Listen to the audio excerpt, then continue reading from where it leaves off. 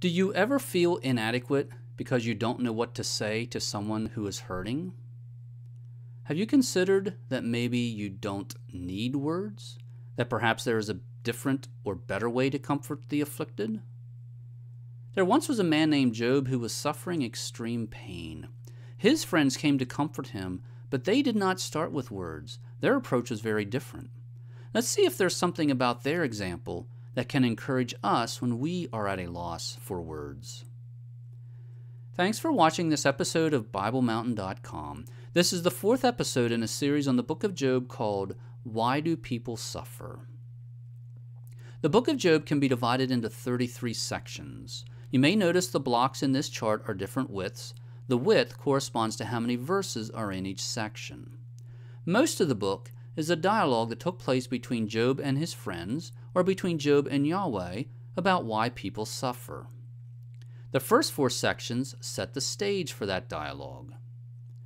The first section is the first 5 verses of chapter 1. This section introduces us to Job, telling us he was the most righteous and wealthiest man in the East. We looked at that section in the first episode of this series. In the second episode, we looked at the second section. This section tells us Satan presented himself before Yahweh and was given permission to take away Job's possessions and children to see if he would curse God. Job did not curse God. In the third episode, we looked at the first 10 verses of chapter 2. This section tells us Satan was allowed to afflict Job's body with pain to see if he would curse God. Once again, Job did not curse God. Today, we're going to read the 4th section of Job. This section is short, but it is important because it introduces us to Job's friends, and it shows us perhaps a different way to encourage those who are suffering. Let's get started at Job 2, verse 11. Now when Job's 3 friends heard of all this adversity that had come upon him, they came each one from his own place, Eliphaz the Temanite, Bildad the Shuhite, and Zophar the Naamathite, and they made an appointment together to come to sympathize with him and comfort him. Here we are introduced to Job's 3 friends, Eliphaz the Temanite, Bildad the Shuhite, and Zophar the Naamathite. These men were major participants in the dialogue that spans over half the book of Job. The author deliberately pointed out they made an appointment to arrive together. He also explained their purpose: sympathize and comfort. Sympathize is a translation of the Hebrew word nud.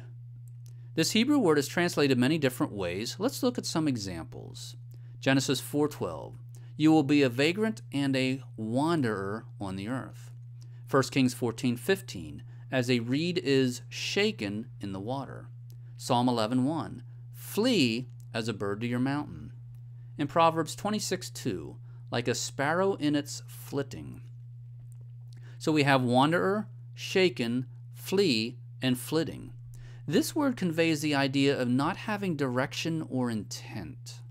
So when Job's friends came to sympathize with Job, they came to simply be with him. They were going to be with him so he didn't have to suffer alone. Comfort is a translation of the Hebrew word naham. Let's look at some examples of how this word is translated. Genesis 5:29. This one will give us rest from our work. Exodus 13:17. The people might change their minds. 1 Samuel 15:11. I regret that I have made Saul king. And Job 42:6. I repent in dust and ashes. So we have give us rest, change their minds, regret, and repent. This word communicates change.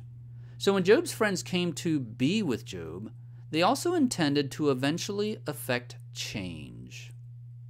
Now let's go to verse 12. When they lifted up their eyes at a distance and did not recognize him, they raised their voices and wept.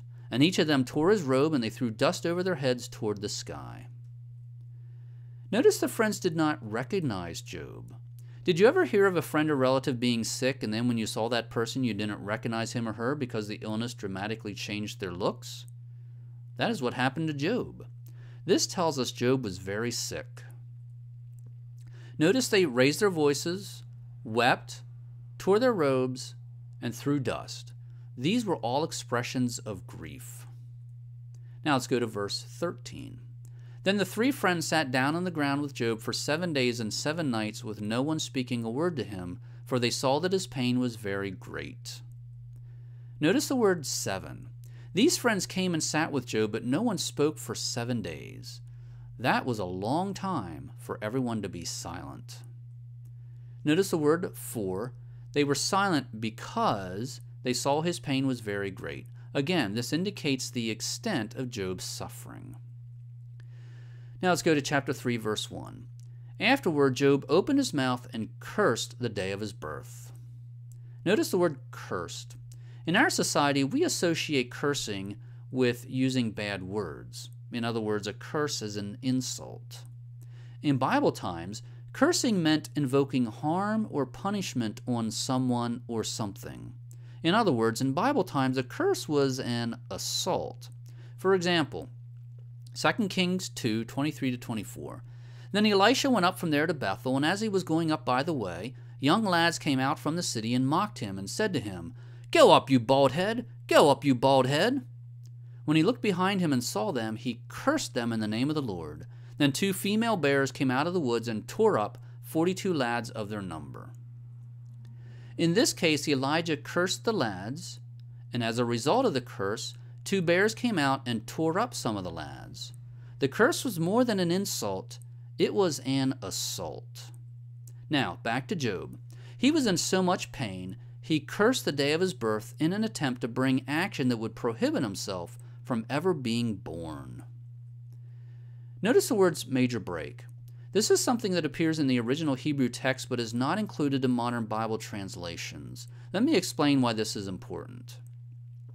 I'm going to use these 4 verses as an example. Let's read them first. Then they sat down on the ground with him for 7 days and 7 nights with no one speaking a word to him, for they saw that his pain was very great. Afterward Job opened his mouth and cursed the day of his birth. And Job said, "Let the day perish in which I was to be born, and the night which said, a boy is conceived." In the English language, we use space to group letters into words.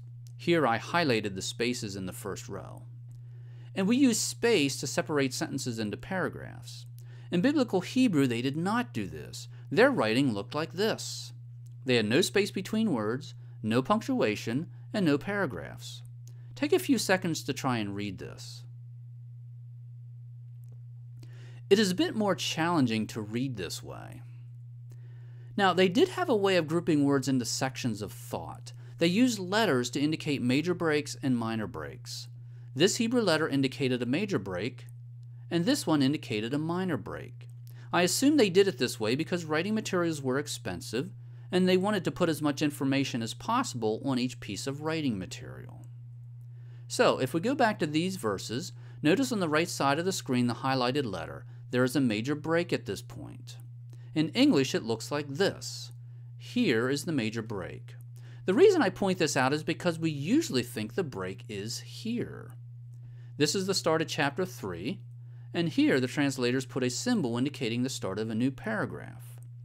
If we think the break is here, then we think this is part of Job's curse. However, once we know the Bible puts the break here, we realize the curse and this are 2 separate things. Therefore, today's episode will end here after the statement that Job cursed the day of his birth. In the next episode, we will see what Job said next. Let's go back to this sentence about 7 days of silence. Earlier, I pointed out Job's friends came to sympathize with Job. We looked at 4 verses where the same Hebrew word is translated wanderer, shaken, flee, and flitting, and concluded sympathize as simply being there. Thus Job's friends came to be with Job. Now let's look at verse 13 again. Then the 3 friends sat down on the ground with Job for 7 days and 7 nights, with no one speaking a word to him, for they saw that his pain was very great. Think about the fact they sat there for 7 days. Time is valuable. Time is a limited resource.